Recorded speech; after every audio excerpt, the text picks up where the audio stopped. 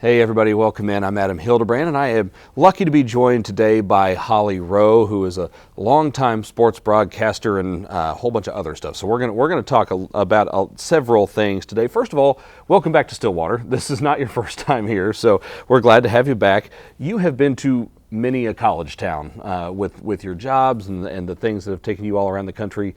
What's special about places like this where kind of everything centers around campus and the university? Well, I think what's fun about Stillwater in particular is the sports passion is so big and so real. I've been doing games here, gosh, I want to say for almost 23 or 4 years, back to the Coach Sutton days. You know, it's been a long time. I've done a lot of games here, and I was just telling someone on our way over to this interview, I haven't been here since 2021 Bedlam. And so I was driving into campus last night and I was like, oh man, I'm homesick. This makes me feel so happy. We've had so many great games, great moments. I think back to the Marcus Smart, days, and we've just had like the history of Oklahoma State sports, not just football, not just basketball, softball. I've done their first super regional that they ever got to. I got to do that. So lots of wonderful memories here, but people who really care about it, I think that's what makes the town special. I think we always enjoy when you show up because usually that means there's a pretty big game going on and something is going well at that point. Do you have, of all those memories, a favorite one or a special one that stands out from here? Yeah, I would say almost every Bedlam game I've done has been absolutely epic. The Brandon Whedon year, his senior year, that was incredible. My only negative memory is when we have done a couple of Bedlam games here where people jump off the stands, and I've seen people like break their legs.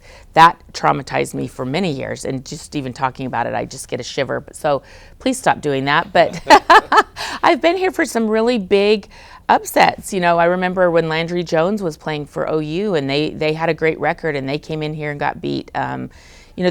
Oklahoma State has been able to pull some big upsets. Lincoln Riley's last game, things like that. So big moments there, but I would say Gallagher-Iba Arena, I've had some really big moments there too. Were you here before the roof was raised? Like, did you see both versions of Gallagher-Iba Arena? Oh, for sure. Absolutely. Yes. That's one thing that I did not get to experience. So I kind of long for the old days of that a little bit, but I was around for some of the 2004 and 2005 runs, and that was a ton. I will plead the fifth a little bit as a student who may or may not have been on the front row at 2011 Bedlam. Oh my gosh, did you jump over? Be honest. I did. I may have. And you were not injured? I was not, fortunately. No, I was smart enough. My fiance and I were a couple of the first over the wall, and we cleared out as quickly as possible because we knew it was coming behind us. And the ESPN staff were really nice because they were like, hey guys, we understand what's about to happen. Just don't jump on this camera equipment. And they protected it. And this is $200,000. Yes, and I think everyone was respectful of that. So it worked out well for most involved, at least.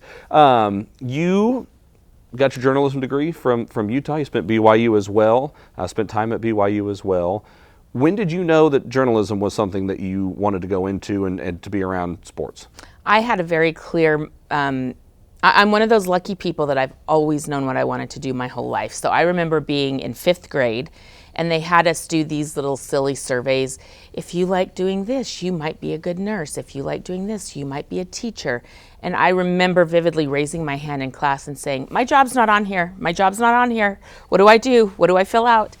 Because I always wanted to be a reporter. I idolized some local people in Utah where I was growing up. And then I had this crazy sports passion. So I am obsessed with sports. I went to my first college football game at BYU when I was 5 years old. I hated Oklahoma State football for a long time because they killed BYU in a bowl game in 1976, and I still remember it to this day, how they injured our quarterback, Gary Scheide. I was 10 years old. So when I say I have been obsessed with sports and like just absorbing these moments that I care about in sports my whole life, and so I get to grow up and do something that I would be doing for free anyway. There's that great saying, do what you love and you'll never work a day in your life. And I'm living that life. That is me. I can certainly relate to some of those memories because when I was growing up was not a great era for Oklahoma State football. So I had some of those memories growing up as well. You've done, goodness, everything. Sideline reporting, play-by-play. You've been a host. You've covered a ton of different events. Was that an active decision to be that versatile? And did you go through school saying, hey, I want to be able to do all these things? Or is that something that you just grew into over the course of your career? I think when I got into sports journalism in college, I didn't really know what I wanted to do. I didn't really know what a sideline reporter was at that point. I just knew I wanted to be in sports. And so I did try anchoring. I have tried hosting. And what I realized very quickly, no offense to any anchors or people in the studio, is I want to be at the game. I didn't want to sit in a studio and watch the game on TV. I wanted to be there. And so what jobs can you be at the game? And I had a great experience. When I got out of college, I went and did an internship at CBS Sports in New York City. And I was really lucky. I was one of the first people they'd ever brought in from out of state to be an intern for them. They usually just did it with, local kids. But I met a woman named Leslie Visser, who was one of the first women to be a sideline reporter in pro football. And she is in the NFL Football Hall of Fame because of her work there. And she said to me, have you thought about being a sideline reporter? So I really give Leslie Visser a lot of credit for my career, because not only did she give me that idea, she showed me what it was, and then she put me in contact with people to help mentor me, and she was great to me. So that's kind of the first time I really realized what that role is. And the more I did it, the more it suits my skill set. I am a quick thinking, creative thinking, and that's how my brain works.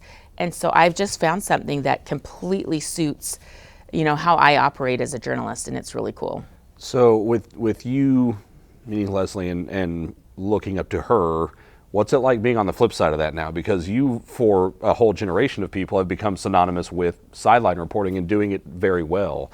Does it feel weird to kind of be on the flip side of that now? It does. It means you're getting older, which is a privilege. I am a stage 4 metastatic cancer survivor, so I will never complain about being old. That means that, I beat cancer and I get to live other days. But it is interesting. I look back and I'm like, man, where has time gone? This is my 29th year for ABC and ESPN. 29 years, and I have only missed one Saturday, college football Saturday, in 29 years.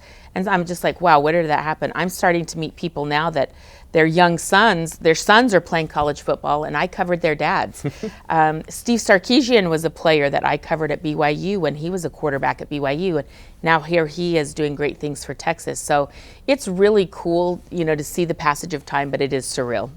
And that is a good segue into something else that I wanted to ask about, because you worked through going through your cancer diagnosis and treatment and all those sorts of things, and you were fairly public about it and shared what was going on.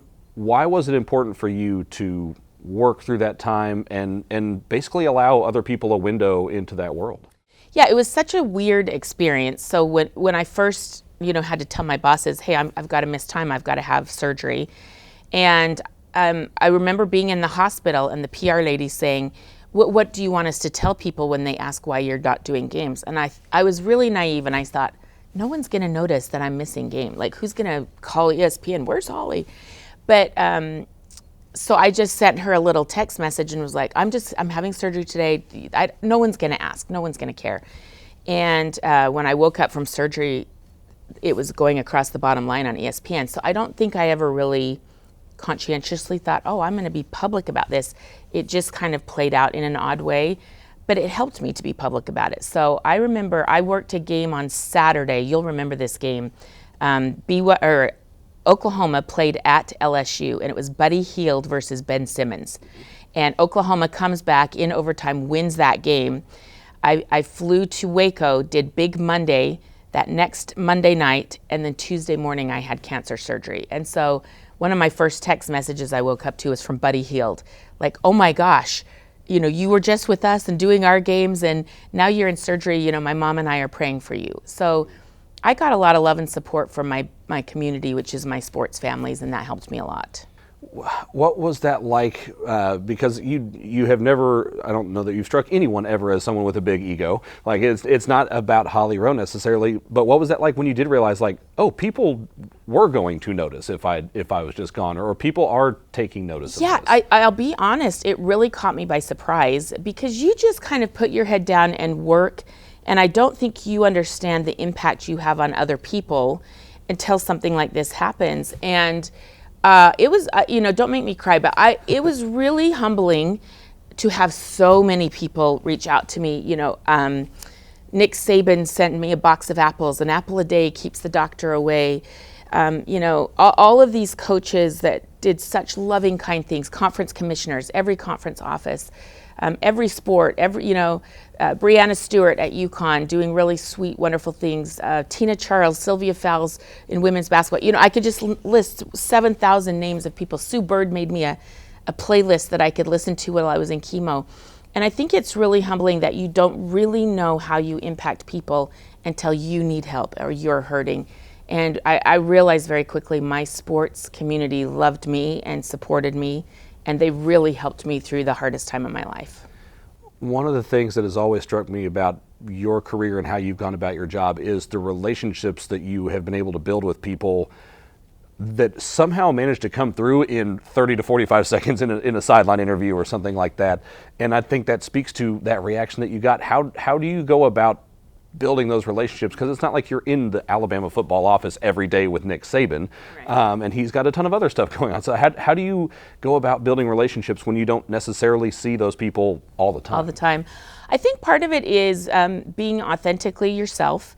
I think part of it is I am so curious about other people. I think that's why I like this job and I'm in this job. I'm like, wow, I wonder why that happened. I wonder why he did this. I think that people tend to like you when you're interested in them, right? If you are interested in other people, they want to be around you. They feel like, wow, she really genuinely cares about me and is trying to learn what makes me tick. And I think the other thing is I always try to be very fair. I've had to push back at times on my bosses, like, I'm not doing that. I'm not asking those questions because that's not fair and that's being sensational. You really have to have a moral compass of who you want to be as a journalist. So I think I've been able to navigate those things pretty well.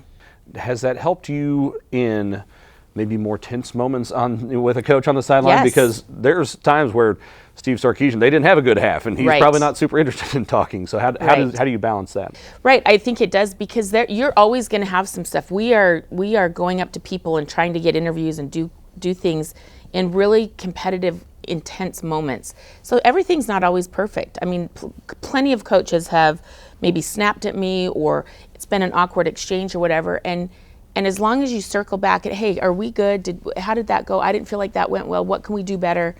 I really do try to not just have that be the interaction. I want to make sure that we have the right interaction.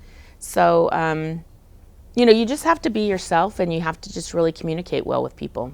Being yourself, you talked about kind of having a moral compass at one point. Where does that come from? Because that's something that you have to develop or is instilled in you. It doesn't just pop, poof into thin air, especially in as high competitive of an environment as you've worked in. So what is that family background? Where does that come from? Yeah, well, I was raised by a great family. My dad is Del Rowe, my mom Diane Rowe. They were wonderful people that have raised me well.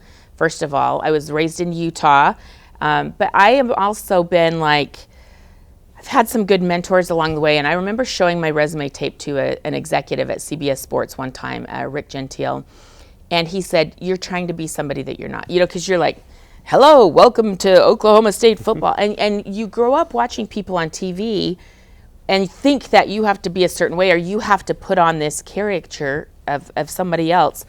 And that's not true. You have to be yourself. And then the other thing I'll say, and this is silly, but Oprah Winfrey, she has been, she's not your prototypical news person. If you looked at, it was all blonde, skinny, young, whatever women. She has found a way to succeed at the highest level, being just who she is. And I remember meeting Oprah and saying to her, "You've really impacted my life." And she looked into my soul and was like, "How so?" And I said, "You taught me that I can just be the best version of myself. I don't have to try to be this person that looks like this or whatever. Just be the best version of me."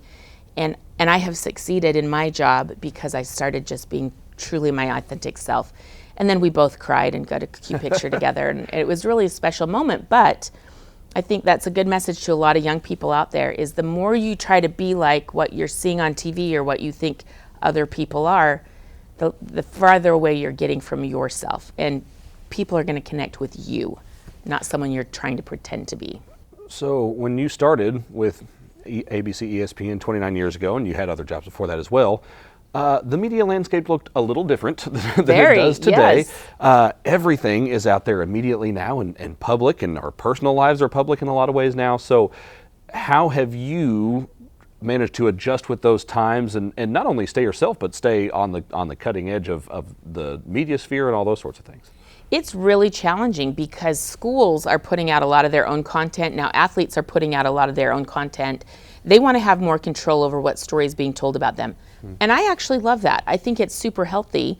And, you know, Derek Jeter in the Players Tribune was one of the first to do that, of like athletes telling their story in their own words. I think it's healthy.